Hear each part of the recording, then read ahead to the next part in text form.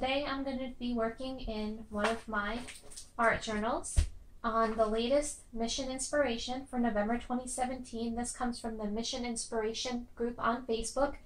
Mike Deakin hosts the group, and this is the prompts for this month's journal entry. And I'll go ahead and at the end of the video I'll make sure I post a link at the bottom of the page. So the first step on the Mission Inspiration for this month is to glue a layer of blocks or newspaper text to the page. So what I have for this morning is I have some of the Tim Holtz Ideology. This one is called Tissue Wrap Melange, and it's got the butterflies on it. I have the page behind the page I'll be working on. I have some deli paper so that the glue doesn't go onto the page behind it. And then I'm going to go ahead and put this on there, and we will go from there.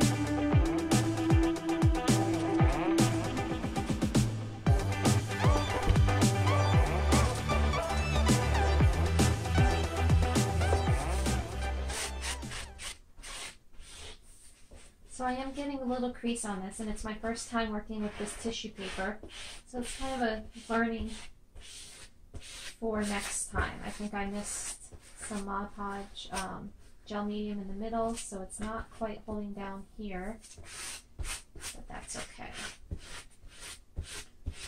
What I'll do when I'm all done is I'll go around and I will trim the edges once it's all dry.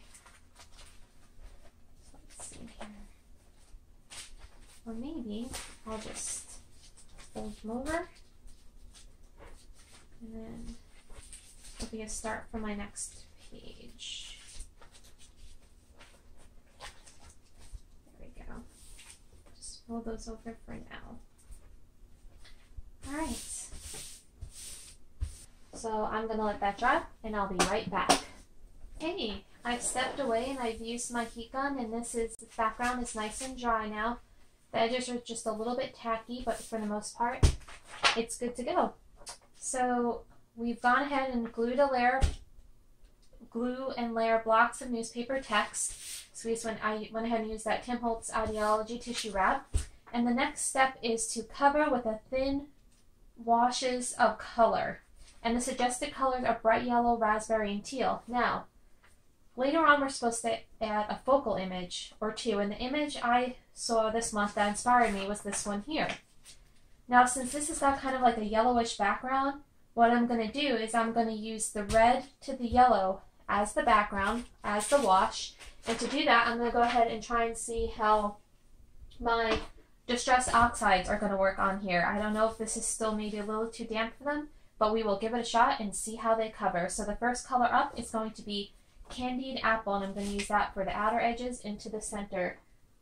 And the one thing to know about these distress oxides, and I learned this watching one of the Tim Holtz tutorials, is that if you have archival distress inks, you don't want to get your dabbers mixed up. If you have oxides, you want one specifically for your oxides and keep them separate from your archival inks.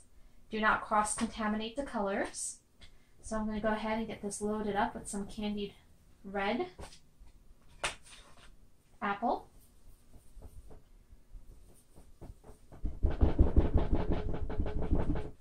And let's see how it does. Ooh.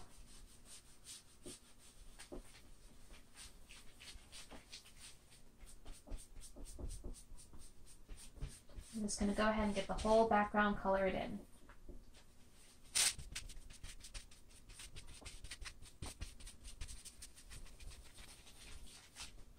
And these are blending really nice over top of this, the Liquitex matte gel. It's working really well over it. Now the thing to know also about the Distress Oxides, if you're using them, is that they are reactive to water.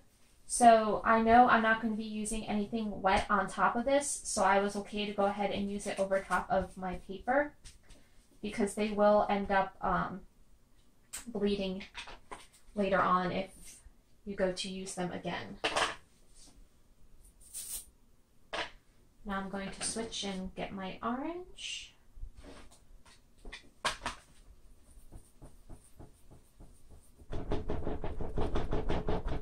Oops, sorry for the shaking.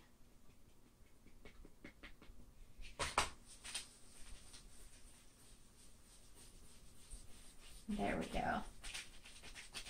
And actually that outer color, as the red and the yellow are mixing, that orange it's making is really more the color I need for my background to go with the photo. So I may end up adding more red into the yellow in the center here, but we'll see. Just kind of fan that out.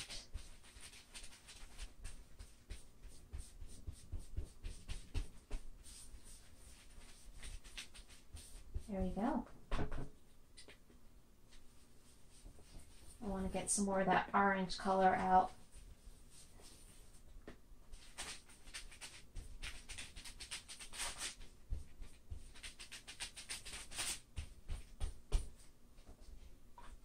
And that red is still a bit bright to me, so I may take and just kind of fade it out some more.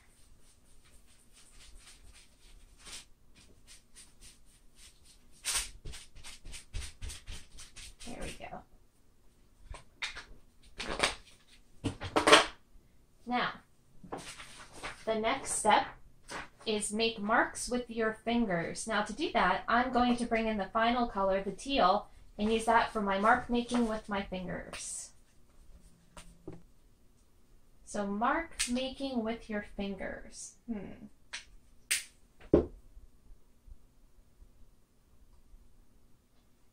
think I'm just going to add some dotting.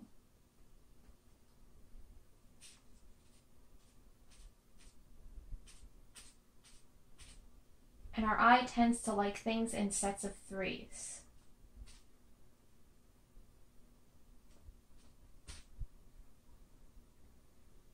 And I think that's it. That'll be good. There's my mark making with my finger. I'm really loving how these colors are coming together and how that teal is popping off of those Distress Oxides. They're just beautiful. Just going to scrape this blue paint back into the container so I don't waste anything. So the next thing after I've used, okay, so I've made my marks with my fingers. The next thing is to use a stencil or two to add some texture. Okay, now I'm thinking I was going to use some modeling paste, but I'm not sure if I'm going to color it or not. Let me just go ahead and I'm going to dry my mark making real quick.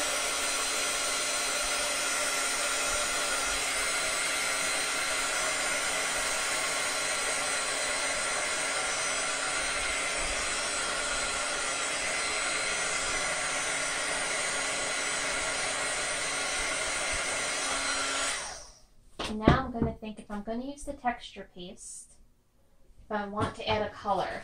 I had the idea of adding some branches, but I think what I might do to help tone the background, instead of using the texture paste, is I'm going to use some brown archival ink, most likely potting soil, to go ahead and just kind of tone this down a little bit.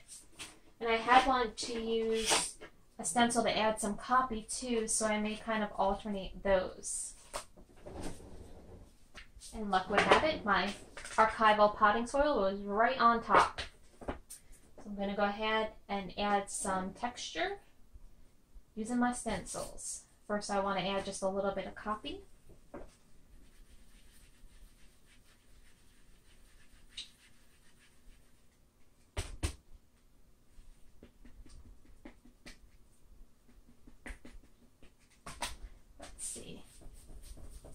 We'll see if this is dark enough for me.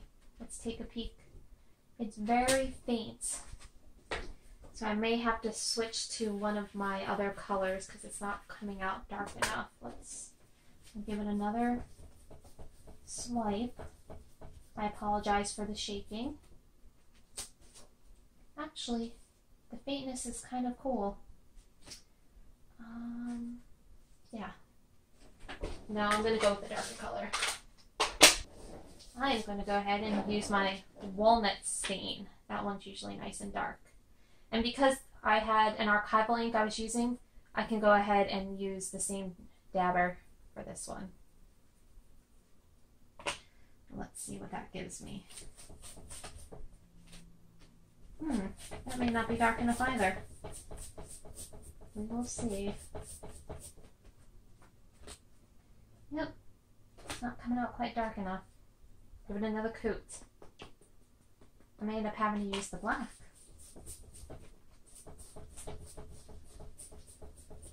Okay. Nope, I think that's good. There's just enough of the texture in the background there. I like that. And then I am going to switch and use a black archival ink.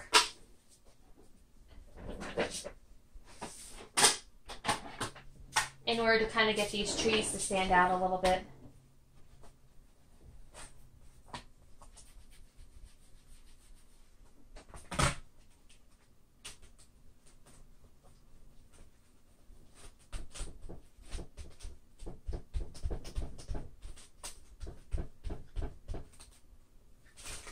This guy is all sticky on me for some reason.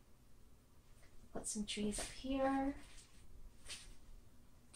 I guess because it's fall and everything, the colors just really spoke to me, and the trees without the leaves. It's that time of year that's nice and cool, especially here in Florida.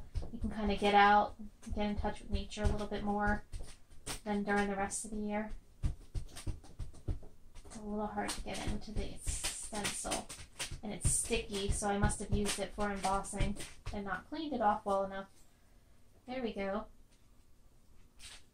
Maybe we'll add just a little bit more tree to add to the border. A little bit more here. There we go. There's our texture. And now it's time to add a focal image or two. So I can go ahead and I can add on her. And I'm thinking I want her centered. Yes. So I'm going to go ahead and use my matte gel medium again to glue her down. And I'm going to put the medium on the picture rather than on this because, like I said, the wetness will activate the distress oxides. And I don't want them to reactivate too much.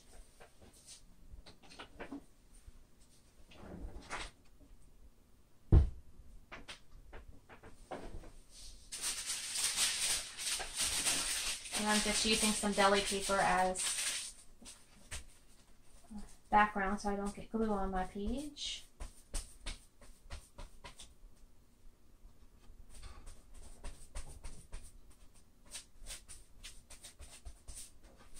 Okay.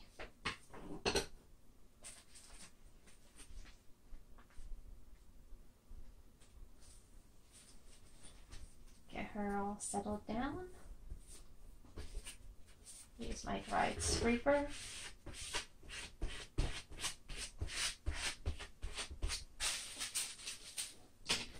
And then I will just to bring in a little bit of the distress on here. See how it's already activating? Just tie it in a little bit.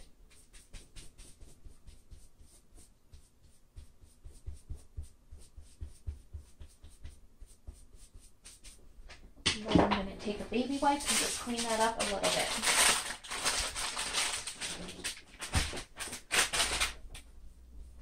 Just kind of smooth it out a bit. Oop, and it's taken all the color off the page. That was not what I intended. But that's okay. Alright, now I'm going to give that a shot with the heat gun and dry her.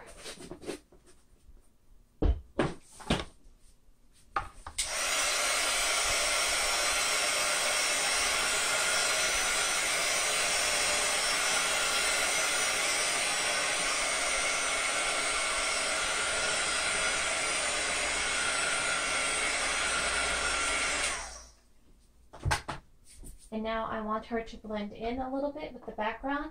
So I'm going to go ahead and use some of the Distress Oxide on top of it to kind of try to blend it in just a little bit. What's going on around it.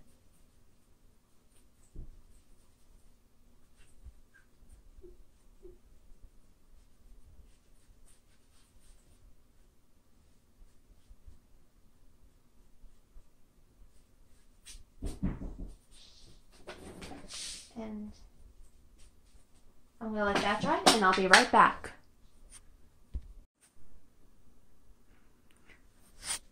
Okay, now that she is dry, the next step is to add splatters or textured sprinkles.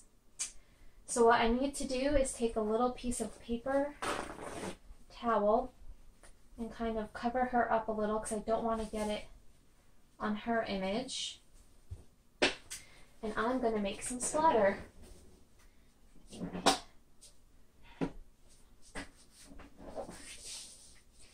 whenever I do this, I tend to get more on me than on the piece, so this should be interesting. Just going to put a little bit of white and use some water from my spritzer. That was probably too much water. Some of that out of there a little bit.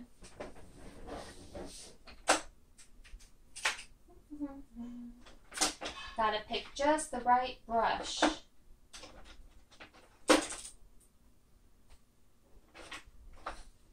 This one looks like a good one. It's a nice big round brush. Thinking I'll get some good splatters out of it. So let's see what happens. There we go.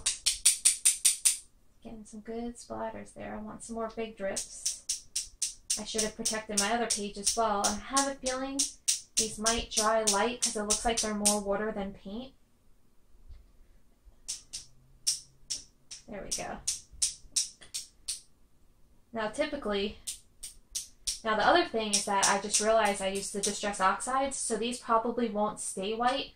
What'll happen is they will fade into the background color. So that's something I didn't think of, didn't plan ahead for.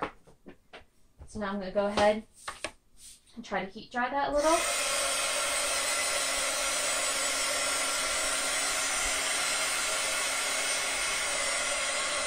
Take this off.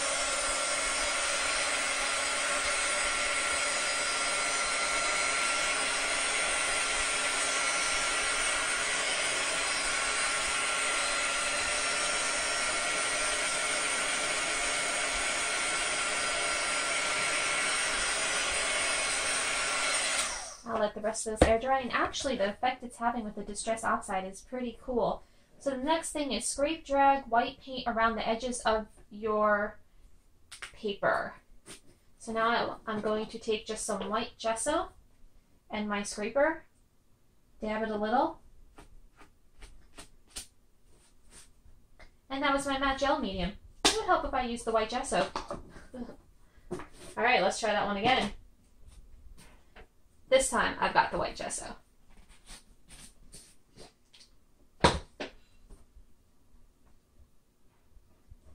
Alright, let's see.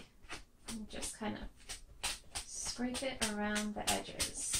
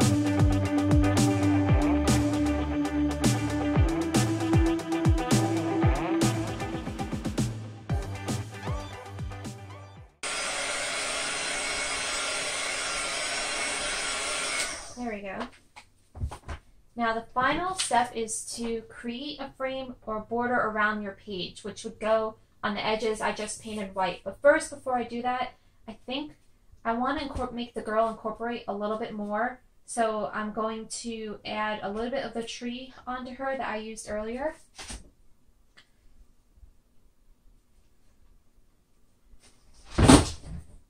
And if, sorry for that thud, it's my cat chasing geckos up and down the windowsill. Let's see.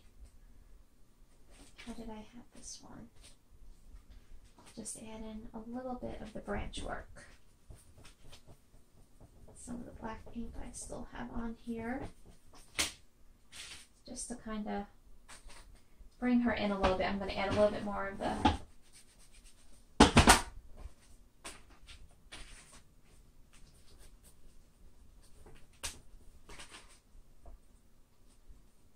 and now that the primer's been on there, that came out darker.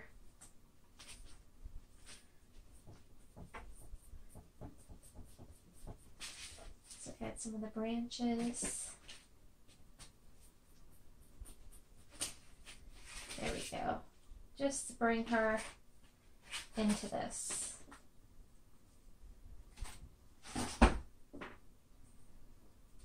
Perfect. I'm happy with that. Okay.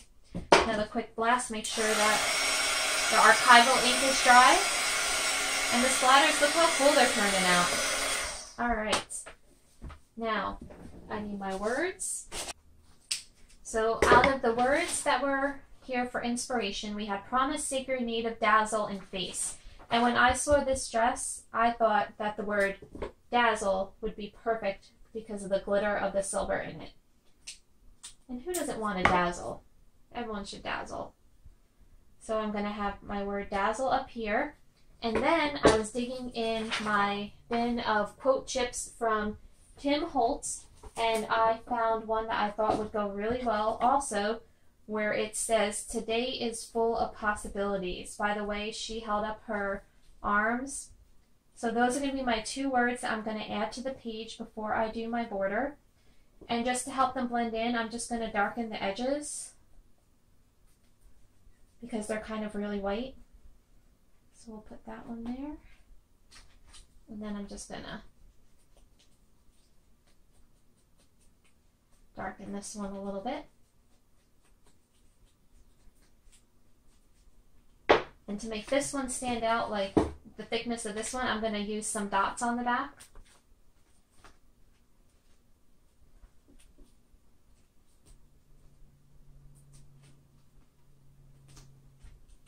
And we are going to dazzle.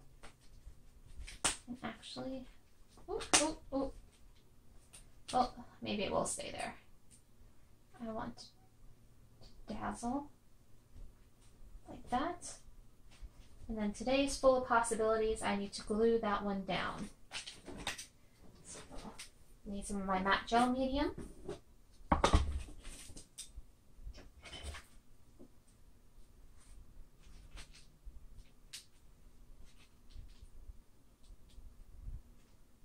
And this one's going to take a little while to dry, so I'm going to get that on there. And now, because I have the silver of the dress and I don't have silver anywhere else, and I'm supposed to add a border, my thought was I have some silver embossing powder that I may go ahead and use to make the border. And now I just got to pick out my border stencil, so I'll be right back in just a minute. Hey, I'm back with my stencil, and now I'm trying to figure out what sort of border I want to do. So I'm going to get my Versamark, which is the watermark stamp pad that's used for embossing. I need a dabber that I have not used yet. This one will be good. And let's give it a shot and see what happens. I typically, oops, I lost the lotus flower. Love using this one but my dazzle is in the way. So we may have to move our dazzle. I think the dazzle's going to go there now. And then this can kind of go here. And I'm going to go and do a little at a time, and I'll probably end up fast forwarding as I go through this process because it does take some time to get it to dry and to get the glitter off. And I'm going to do it a little at a time to make sure I get it right. So here we go.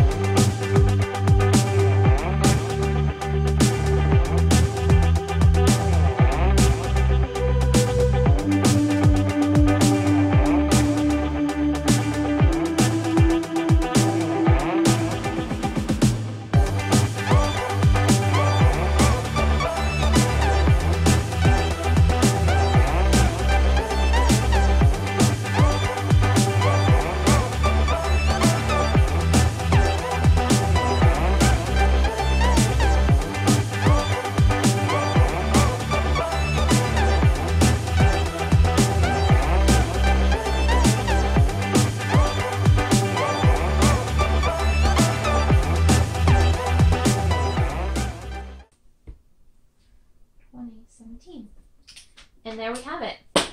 Oop. We even got some extra glitter on the dazzle. But once this is all dry, you can see, I'll try to run it under the light. You've got your dazzle and your glitter. And there we go. Thanks so much for watching. Hope you enjoyed.